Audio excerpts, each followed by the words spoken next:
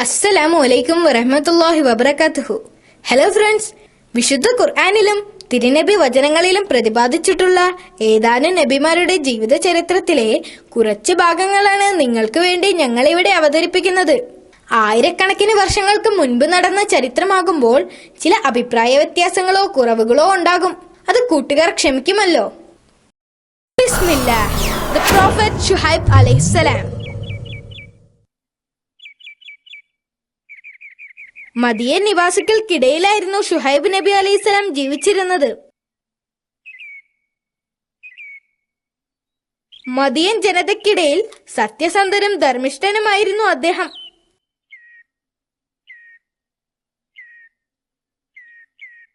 മദിയനിലെ ആളുകൾ കൊള്ളക്കാരും പിടിച്ചുപറിക്കാരും അക്രമികളുമായിരുന്നു.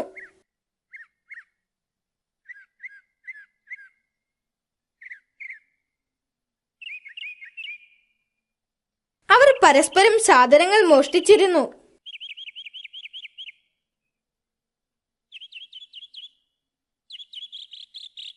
അവർ മോഷ്ടിച്ച സമ്പത്ത് കൊണ്ട് വളരെ ആഡംബര ജീവിതം നയിച്ചിരുന്നു.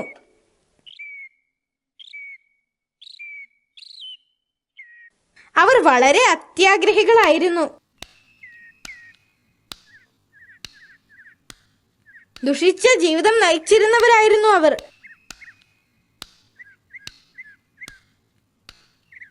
അവർക്ക് ജീവിക്കാൻ ധാരാളം പണം ആവശ്യമായിരുന്നു.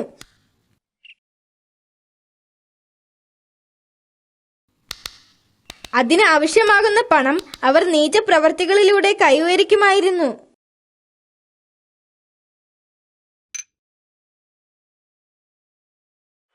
അവർ അള്ളാഹുവിൽ വിശ്വസിക്കുന്നതിൽ നിന്നും പിന്മാറുകയും വിഗ്രഹങ്ങളെ ആരാധിക്കുന്നതിൽ താല്പര്യം കാണിക്കുകയും ചെയ്തു. ചിലർ സൂര്യനെ ആരാധിച്ചിരുന്നു, ചിലർ ചന്ദ്രനെയും ആരാധിച്ചിരുന്നു, മറ്റു ചിലരാകട്ടെ അഗ്നിയെയും ആരാധിച്ചിരുന്നു. ഈ കാലഘട്ടത്തിലേക്കാണ് അവർക്ക് നേർവഴി കാണിക്കുവാനും അള്ളാഹു സുബ്ഹാനഹു വ തആല ശുഹൈബ് നബി അലൈഹിസ്സലാമിനെ നിയോഗിച്ചത്. അള്ളാഹു അവർക്ക് നൽകിയ അനുഗ്രഹങ്ങൾ ഓർക്കാനും അള്ളാഹുവിന്റെ ശിക്ഷയെ ഭയപ്പെടാനും പ്രവാചകൻ അവരോട് ആവശ്യപ്പെട്ടു. എന്നാൽ അവർ അദ്ദേഹത്തെ കളിയാക്കി. അവർ പറഞ്ഞു, ഞങ്ങളുടെ പൂർവികർ ആരാധിച്ചിരുന്ന ദൈവങ്ങളെ വിട്ടുകളയണം എന്നാണോ നീ പറയുന്നത്?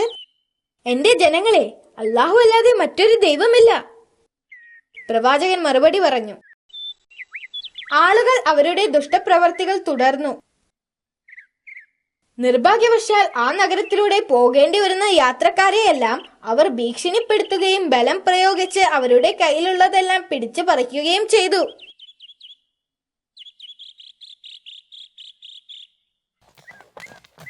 ഇസ്ലാമിക ചരിത്രം നമ്മോട് പറയുന്നത് ആളുകളിൽ നിന്നും നികുതിയും കരവും ചുമത്തിയിരുന്ന ആദ്യത്തെ ആളുകൾ മിദിയൻ നിവാസികളാണെന്നാണ്. ആ പ്രദേശത്തിലൂടെ കടന്നു പോകേണ്ടി വരുന്ന യാത്രക്കാരിൽ നിന്നും അവർ നികുതി പിരിച്ചിരുന്നു. സ്വന്തം ജീവൻ ഭയന്ന് യാത്രക്കാർ അവർ പറയുന്നത് അംഗീകരിച്ചു. അവിടെയുള്ള കച്ചവടക്കാർ കൃത്രിമം കാണിച്ചിരുന്നു. അവർ ഒരിക്കലും സത്യസന്ധമായ അളവുകൾ ഉപയോഗിച്ചിരുന്നില്ല. അതുവഴി അവർ ജനങ്ങളെ വഞ്ചിക്കുകയായിരുന്നു.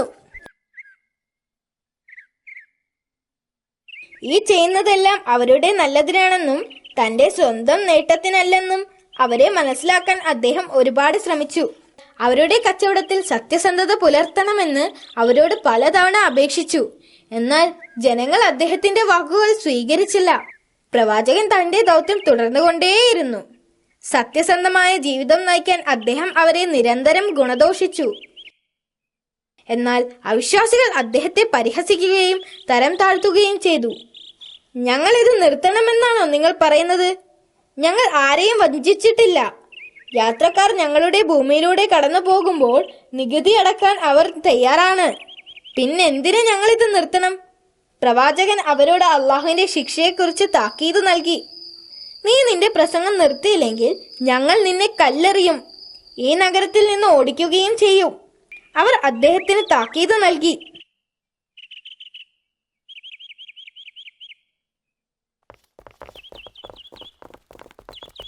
ക്ഷമ നശിച്ച അവിശ്വാസികൾ പ്രവാചകന്റെ വീട് ആക്രമിച്ചു.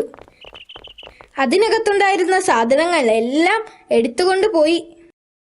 വീടിന് പുറത്തായിരുന്ന പ്രവാചകനെ അവർ തടഞ്ഞു വെച്ചു.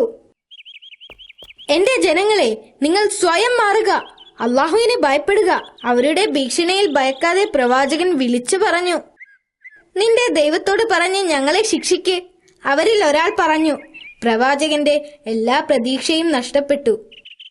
അദ്ദേഹം തന്റെ അനുയായികളെയും കൂട്ടി മരുഭൂമിയിലൂടെ യാത്രയായി. എന്നിട്ട് അള്ളാഹുവിന്റെ സഹായത്തിനായി പ്രാർത്ഥിച്ചു. അങ്ങനെ ആ ശിക്ഷയുടെ ദിവസം വന്നെത്തി. അടുത്ത ദിവസം സൂര്യന് സാധാരണയിൽ കൂടുതലായി ചൂടുണ്ടായിരുന്നു. ഇന്ന് ഭയങ്കര ചൂടാണല്ലോ, അവർ പറഞ്ഞു. എന്തോ സംഭവിക്കാൻ പോവുകയാണ്. ചൂടിൽ നിന്നും രക്ഷപ്പെടാൻ ജനങ്ങളെല്ലാം അവരവരുടെ വീടുകളിലേക്ക് ഓടി. ഈ ചൂട് 7 ദിവസം നീണ്ടുനിന്നു. വെള്ളമൊഴിച്ച് അവരുടെ ശരീരം തണുപ്പിക്കാൻ ശ്രമിച്ചെങ്കിലും അത് പരാജയപ്പെട്ടു. അവരുടെ തൊലിയെല്ലാം പൊള്ളി. മരങ്ങൾ ഒന്നൊന്നായി ഉണങ്ങാൻ തുടങ്ങി. ദാഹിച്ചവരുടെ മൃഗങ്ങളെല്ലാം ചാവാൻ തുടങ്ങി. ആളുകൾ വീടിന് പുറത്തിറങ്ങാൻ ഭയന്നു. 8ാമത്തെ ദിവസം ഒരു ഉരുണ്ട വലിയ മേഘം നഗരത്തിന്റെ മുകളിൽ പ്രത്യക്ഷപ്പെട്ടു. ഇത് കണ്ടപ്പോൾ ആളുകൾ കരുതിയത് മഴ പെയ്യാൻ പോവുകയാണെന്നാണ്. അവിടെയുള്ള എല്ലാ ജനങ്ങളും ആ മേഘത്തിന്റെ അടിയിലേക്ക് ഓടിപ്പോയി. പെട്ടെന്നാണ് ആ മേഘത്തിൽ നിന്ന് ഒരു വലിയ മിന്നലുണ്ടായത്. ആളുകളൊക്കെ സ്തംഭിച്ചു നിന്നു. എന്താണ് സംഭവിക്കാൻ പോകുന്നത് എന്ന് അവർക്ക് മനസ്സിലായില്ല. വീണ്ടും അതാ ഒരു വലിയ മിന്നൽ, അതിന്റെ പുറകെ മറ്റൊന്ന്. മിന്നൽ തുടരെ തുടരെ വന്ന് ഭൂമിയെ കുലുക്കി. ആളുകൾ താഴെ വീഴാൻ തുടങ്ങി. പിന്നീട് അവരുടെ മേലെ അള്ളാഹു തീമഴ പെയ്യിച്ചു. തീമഴ അവരുടെ വീടുകളെയും എല്ലാത്തിനെയും നശിപ്പിച്ചു. തീമഴയിൽ അവിശ്വാസികളെല്ലാം വെന്ത് ചാരമായി. പ്രവാചകൻ താക്കീത് നൽകിയതുപോലെ അവർക്കുള്ള ശിക്ഷയായിരുന്നു ഇത്. അതിൽ അവിശ്വാസികളായ മദിയൻ ജനത മുഴുവനും കൊല്ലപ്പെട്ടു. അടുത്ത ദിവസം പ്രവാചകനും അനുയായികളും തിരിച്ചു വന്നു. എല്ലാവരും കൊല്ലപ്പെട്ടത് കണ്ട് പ്രവാചകന് അത്ഭുതമോ വിഷമോ ഒന്നും തോന്നിയില്ല. എനിക്കതിൽ വിഷമമില്ല. ഞാൻ അവർക്ക് പലതവണ താക്കീത് നൽകിയതാണ്. അവർ അല്ലാഹു സുബ്ഹാനഹു തആലയെ വെല്ലുവിളിച്ചു. പ്രവാചകൻ പറഞ്ഞു. വളരെ വളരെ കാലം പ്രവാചകൻ അദ്ദേഹത്തിന്റെ ദൗത്യം തുടർന്നു.